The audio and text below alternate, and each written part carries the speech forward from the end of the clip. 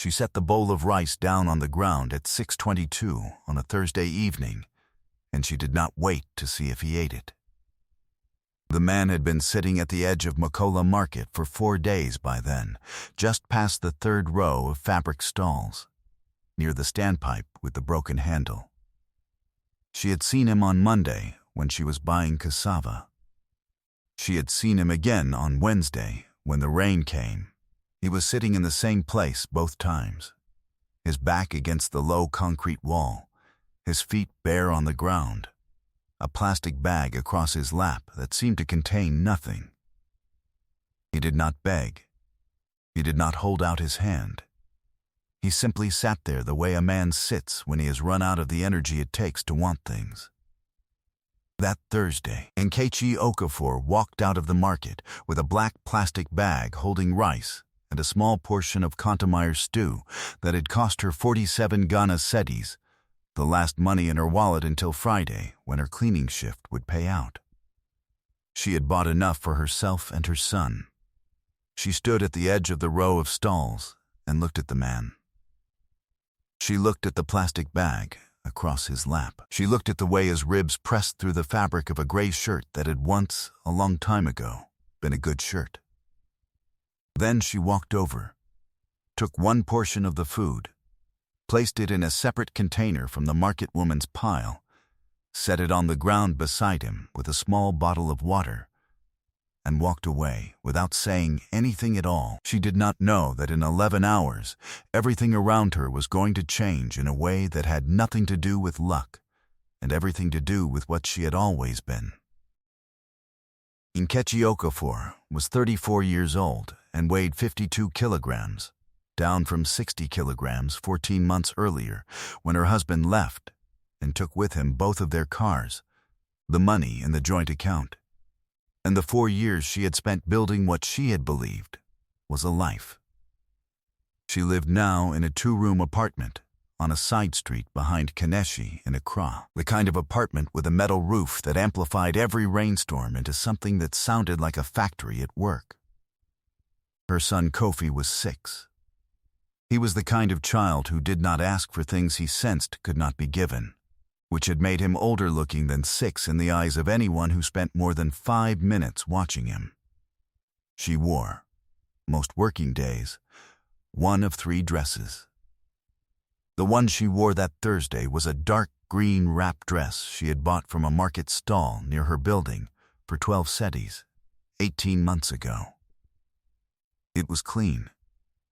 She washed her clothes by hand on Sunday nights after Kofi was asleep, standing at the bathroom basin with a bar of soap that had gone thin at the edges. The dress had a small tear near the right hem that she had repaired with a needle and a thread she had pulled from a spool her mother had given her when she moved out of the family house in Kumasi 11 years ago. Her mother had pressed the spool into her hand at the bus station and said, "Things tear. You fix them." Nkechi had kept the spool in the breast pocket of her work bag every day since. It was the color of rust. The thread inside was brown. She carried a black work bag that belonged to her mother's sister, an old leather bag with a broken interior zipper that Nkechi held shut with a safety pin. Inside it was her phone, her key, a notebook with her monthly accounts written in columns, and a small photograph of Kofi standing in front of the Kwame Nkrumah Circle Fountain, squinting into the sun, wearing a red shirt that was slightly too big for him because she had bought it a size large, so he would still fit it the following year. She was in the cleaning staff at Regency Court, a residential tower in Cantonments. She had been there for 11 months. She arrived each morning at 5:40, and she had not been late once.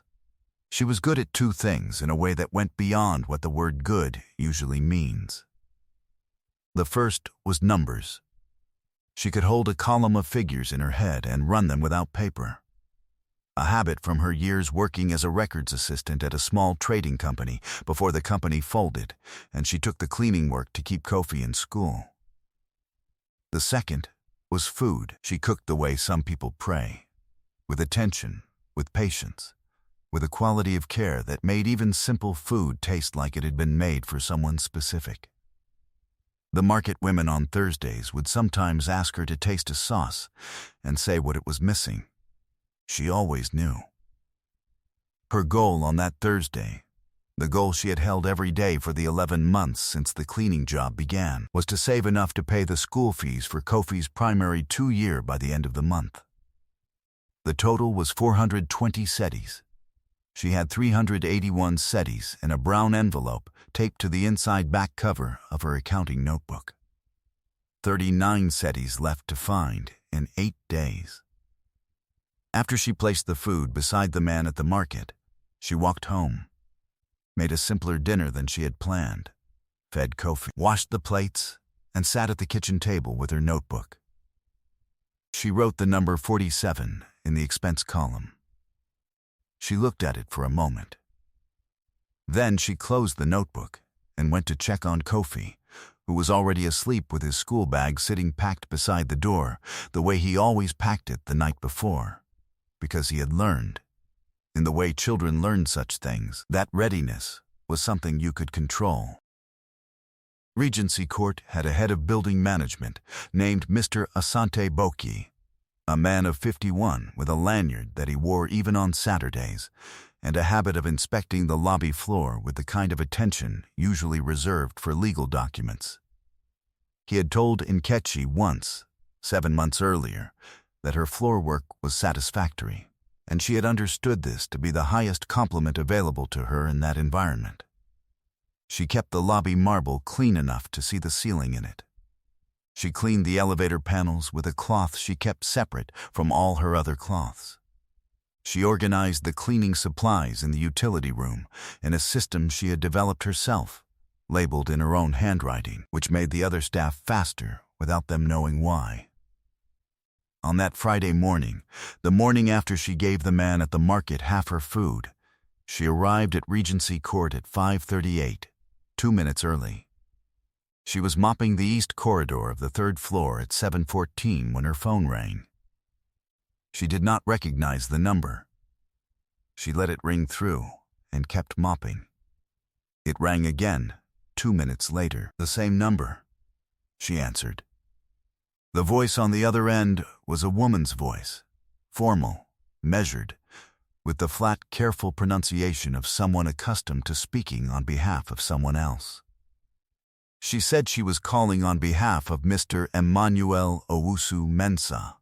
She said he was requesting to meet with Nkechi Okafor at her earliest convenience. She said he wanted to thank her personally. Nkechi held the phone against her ear and looked at the mop in her hand. I don't know any Mr. Owusu Mensah, she said. The woman on the phone said, he says you sat with him at Makola Market yesterday evening.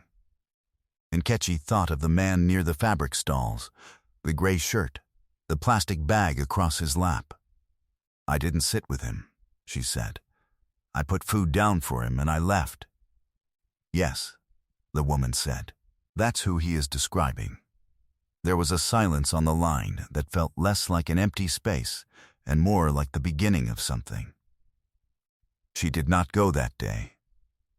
She went the following morning, a Saturday, bringing Kofi with her because there was no one to leave him with, and because she was not the kind of woman who walked into situations she didn't understand alone. The address the woman had given her was in East Legon. Nkechi had cleaned apartments in East Legon. She knew what those streets meant. The gate was black iron with a small camera mounted above the intercom. She pressed the button at 9:17 a.m. A guard opened the gate without asking who she was, as though they had been told to expect someone who would look exactly like her. The driveway was short and straight. At the end of it was a white house with a low front wall covered in bougainvillea that had gone so deep a purple it looked almost black in the morning light. A woman in a dark blue dress met them at the door and led them through a hallway and into a sitting room with high ceilings and floors the color of pale sand. She brought juice for Kofi in a glass that had a straw, which Kofi looked at for a full 3 seconds before touching it. She said Mr. Owusu Mensah would be down in a moment, The man who came down the stairs was not wearing a gray shirt. He was wearing a white, short-sleeved shirt and dark trousers and leather shoes that made no sound on the floor. He looked better than he had at the market. His face had a color to it now, and he moved without the effort she had noticed in the way he had been sitting. He was approximately 62 years old. He was broad across the shoulders with hands that looked like they had spent many years doing physical work before they stopped. He sat down across from her and looked at her for a moment without speaking. Then he said, "You didn't know who I was." "No," she said. "And you fed me anyway." She looked at him directly. "You were hungry." He nodded slowly, as though she had answered a question he had been thinking about for a long time. He asked Kofi how old he was, and Kofi said 6, and he said 6 was a good age. Then he turned back to Nkechi and he said, "I want to tell you what I was doing at that market. If this story is already sitting somewhere inside your chest, stay with it. Because what this man told her next changes the shape of everything that came before it." Emmanuel Owusu-Mensah had built 5 companies over 31 years. The largest of them was a logistics and cold storage firm that operated across 6 West African countries and employed 2,300 people at its peak. The smallest was a bakery in Tema that he had started because his mother had loved bread. He had sold 3 of the 5 companies in the last decade. The 2 that remained were the logistics firm, now run by a board he had assembled and largely trusted, and a property development company that had built or renovated 41 residential buildings across Accra and Kumasi over the past 18 years. He had a daughter named Ajoa. She had died 14 months ago, at the age of 31, from a complication following surgery at a hospital in London. She had been a single mother. Her son, Emmanuel's grandson, was 5. His name was Nana. After Ajoa died, Emmanuel had brought Nana to live with him in the East Legan house, but he had not known how to help a 5-year-old grieve, and he had not known how to grieve himself, and the space between them in the house had become very large and very quiet. He had started walking. He walked every morning, beginning 3 months after Ajoa died, leaving the house before 6 a.m. and walking through neighborhoods he did not know. He did not bring his phone. He did not bring money. He walked until he was tired, and then he sat wherever he happened to be. He was not performing poverty or testing humanity. He was simply a man who had lost a daughter and had found that the only thing that made the hours pass was moving through them. The day Nkechi found him at the market, he had walked for 3.5 hours. He had sat down near the standpipe because his knees hurt. The plastic bag across his lap held 1 old newspaper and a pen. He had not eaten since early that morning. He had watched Nkechi walk through the market. He had watched her stop, look at him, look at the bag, and then do something that she clearly did not need to announce, prepare for, or be thanked for. She put the food down and she walked away. She did not tell him her name. She did not wait for his gratitude. She did not make the act large.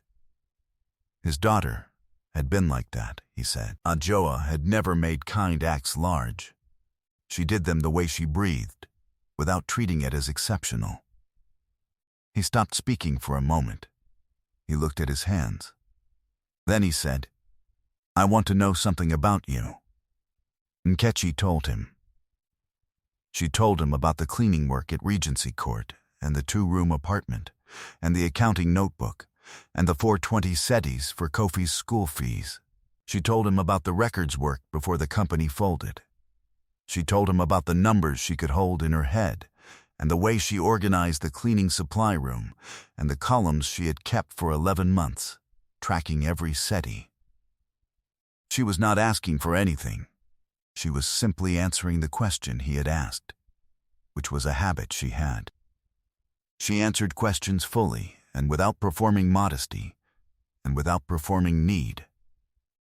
Emmanuel Owusu-Mensah listened the way older men listen when they are listening for something specific. When she finished, he looked at Kofi, who had long since finished the juice and was sitting quietly with his hands folded in his lap, watching the adults with large, serious eyes. Emmanuel said, "I have a problem I have been trying to solve for 4 months, and I have not been able to solve it."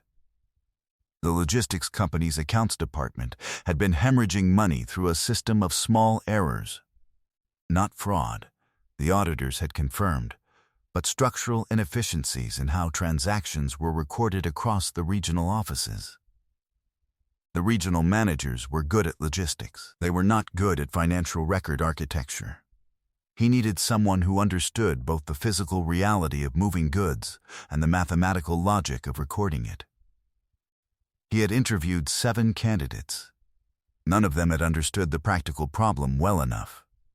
He asked her if she would be willing to look at the records. Nkechi sat very still. Then she said, "Show me what you have."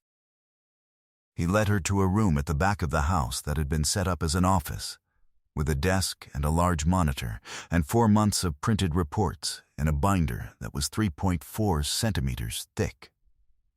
She sat down at the desk. Kofi sat on a low leather chair in the corner, with a book that Emmanuel's assistant had produced from somewhere in the house, and which Kofi received with an expression of serious concentration. She worked for 2 hours and 40 minutes. She found what they had been missing in the 4th regional report, in a recurring rounding protocol that had been applied inconsistently across 13 transaction categories for the past 6 quarters. It was not dramatic. It was a small systematic mistake being made in the same place, in the same direction, by people who had been trained the same incorrect way. She marked it. She showed him how it compounded. She built the correction in her head and then wrote it down in 3 steps on a sheet of paper from the printer. Emmanuel Owusu-Mensah stood behind her and read what she had written. He did not say anything for almost a full minute. Then he said, "How long would it take you to retrain 4 regional account supervisors?" "Depends on what you pay me," Nkechi said. He told her. She looked at the number on the page where he wrote it, and she thought of the brown envelope taped to the inside of her notebook, and the 381 cedis in it, and the 420 cedis she needed. "All right," she said.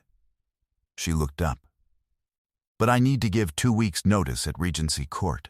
I don't leave places without notice," he said, of course. Kofi looked up from his book. He had not asked a single question during the 2 hours and 40 minutes. He looked at his mother's face, and whatever he saw there made him look back at the book with the expression of someone who has just confirmed something they already suspected. The reckoning, when it came, was not dramatic. It did not involve confrontation or a speech or a scene in a public place. Nkechi gave 2 weeks' notice at Regency Court on Monday morning. Mr. Asante Bokia received it with the expression of a man who is surprised but does not want to appear surprised. She worked her full 2 weeks. She trained the woman who replaced her in the supply room system and wrote it out on a piece of paper so it would still work after she was gone. Her first day at the logistics firm was a Tuesday in November. She began by reading 12 months of reports, not 4 months, 12. By the end of the first week, she had mapped the error pattern across all 6 regional offices and had identified 2 additional structural problems the 4-month audit had not found. She brought her findings to Emmanuel on a Friday afternoon. 7 pages in her handwriting. Columns clear as print. He took the pages home and read them that evening and called her the following morning at 8:14. "This is the most useful piece of paper I have received in 6 months," he said. She said, "There's a 3rd problem I'm still working through. I'll have it by Wednesday." He laughed, not the polite laugh of a man being gracious, but the real laugh of a man who has found something he was looking for. She recognized the sound of it because her mother had made that sound when Nkechi was young, whenever something turned out to be precisely what was needed. Within 3 months, the rounding error correction had been implemented across all 6 regional offices. The recovery in the first quarter was 112,000 cedis. The structural improvements she identified in the record-keeping protocol were formalized into a staff training program and rolled out at an off-site in Kumasi, where Nkechi led the 3-day session herself, standing at the front of a room of 23 regional managers, all of them older than her, all of them watching her with the focused attention of people who recognize competence when they are in the presence of it. The Regency Court lobby continued to shine without her. The marble stayed clean. The elevator panel stayed polished. Someone else had taken the utility room system and was using it correctly because she had written it down carefully before she left. She moved to a 3-room apartment near Le Bon 6 months after she started at the firm. The metal roof was gone. When it rained, she could barely hear it. She sat sometimes at the new kitchen table with Kofi, and they ate jollof rice and fried plantain in a room that had real ceiling lights. And she thought about the old apartment without bitterness, the way you think about a hard road you have walked and arrived safely from. The spool of rust-colored thread from her mother stayed in her work bag. She never took it out. She wasn't sure she would ever need it the way she had needed it before, but she kept it because it was her mother's voice, folded into an object, and you don't put down the things that carried you. Dexter, her former husband, heard about her new position from someone. She did not know who. He called once, in the 4th month. She let it ring. He called again 3 days later. She answered. He spoke for approximately 4 minutes. She listened. When he was done, she said, "Kofi is fine. He doesn't need anything from you. I'll let him know you called." Then she ended the call and set the phone face down on the counter and went back to the report she had been reading. That was the whole of the reckoning for the man who had taken the cars and the joint account and the 4 years. It was not dramatic. It was the quietest kind of justice. The kind where the person who hurt you does not witness your life, only hears about it secondhand, through someone at a market or a gathering, and has to sit with that information alone. Emmanuel Owusu-Mensah's grandson Nana turned 6 1 month after Kofi's 7th birthday. The 2 boys met for the first time at the office when Nkechi brought Kofi in on a Saturday while she finished a report, and Nana was there because he came on Saturdays with his grandfather. They sat together in the corner of the office with 2 books and 1 orange and a set of colored pencils that Nana produced from a small pencil case. They did not speak much. They sat close together, the way children sit when they have recognized something in each other without being able to name what it is. Emmanuel watched them from the doorway for a moment. Then, he went to make tea. The world does not always recognize what it is standing in the presence of. That is not a flaw in the world. It is a fact about surfaces, about what is visible and what is not. The man near the standpipe at Makola Market looked like a man with nothing. The woman setting down the bowl of rice looked like a woman who had little to spare. Neither of those descriptions was wrong, and neither of those descriptions was the truth. You cannot see a person's accounting mind in the way they carry a plastic bag. You cannot see the rust-colored spool, the columns in the notebook, the floor cleaned to a shine by 7:14 a.m. You cannot see what someone has carried through years of silence and adjustment and early mornings and dinners they did not eat so someone else could eat twice. These things are invisible until they are not. Until one act, offered without waiting for acknowledgement, makes them suddenly visible to exactly the person who needed to see them. The people who think they are leaving others behind are often, without knowing it, leaving them in the presence of the thing that builds their whole next life. Dexter thought he left Nkechi with nothing. He left her with 52 kilograms of clarity and 11 months of discipline, and a notebook full of columns that proved she could track every single thing, down to the last 43 pesewas, without losing count or losing ground. You can take the cars. You can drain the account. You can put a locksmith on the door, but you cannot take what a person knows how to do with their hands and their mind in the early morning hours when no one is watching. That is the one thing that belongs only to them. And given the right moment, given one man sitting near a standpipe who happens to have been looking for exactly what she carries, it becomes the door that opens everything. Nkechi set the bowl of rice down at 6:22 on a Thursday evening and did not wait to see if he ate it.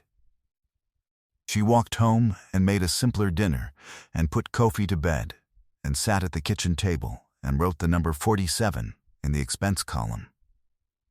She did not know what she had set in motion.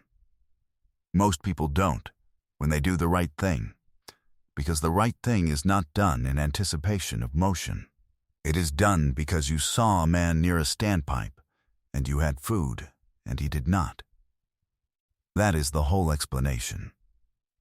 And it is enough. There is a question this story leaves with me, and I want to leave it with you too.